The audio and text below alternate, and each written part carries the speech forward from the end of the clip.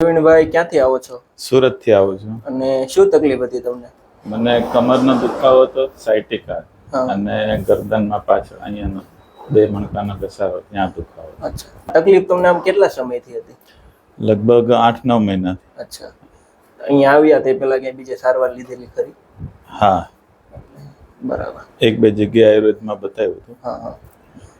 અને તમને આમ રૂટીન લાઈફમાં શું તકલીફ થતી કામ કરવામાં? રૂટીન લાઈફમાં બેસીને પછી ઊભા થઈએ તો કમરનો દુખાવો થાય, વાંકા ચાલવું પડે, પછી ધીરે ધીરે કમર સીધી થાય. તમને તકલીફ શું હતી? જે સાયટિકાની નસ આવે કમરમાં L5S1 માંથી, એ નસ દબાતી હતી. નસ દબાતી હતી તેના લીધે બ્લડ સર્ક્યુલેશન થતું નહોતું, બરાબર. તેના લીધે આપણને પગમાં ખાલી ચડે, ચાલવામાં તકલીફ પડે, થોડી કમજોરી જેવું લાગે પગમાં, એવી તકલીફ થાય.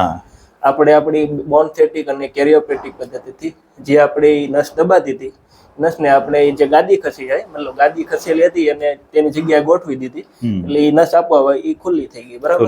અને તેનાથી આપણને ફાયદો થઈ ગયો. અને હવે તમને કઈ પહેલા જેવી તકલીફ થાય છે ખરી?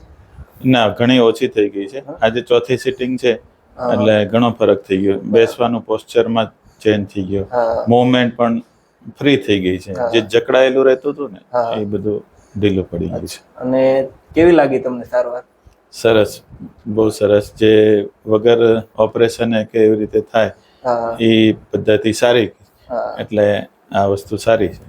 તમારી જેવી તકલીફ વાળા કોઈ દર્દી હોય તો તેને તમે શું કહેશો સારવાર વિશે?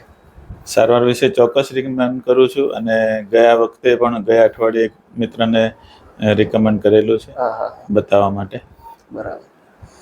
અને આ તમારો વિડીયો છે, અમે યુટ્યુબ ઉપર મૂકી શકીએ? હા હા, ચોક્કસ. Okay, thank you.